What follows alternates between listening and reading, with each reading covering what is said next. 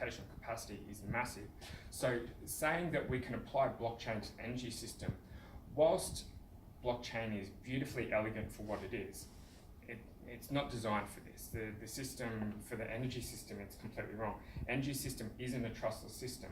We've got physical commodity, i.e. electrons, being transported between two known physical locations. So cheating the system would mean if I'm the university, I'm drawing from the power grid, I've probably got a grid tie 11 kV transformer that's supplying the campus.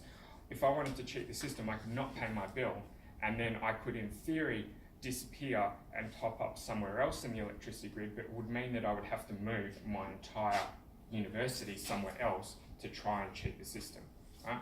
Because if the university is ripping me off because I'm supplying electricity, I'm just going to not supply electricity anymore, right? So this entirely trustless nature of blockchain isn't required. We can work within a trusted system, right? We still use a distributed ledger style architecture at a software level, but it's different to blockchain. We don't need that computational overhead.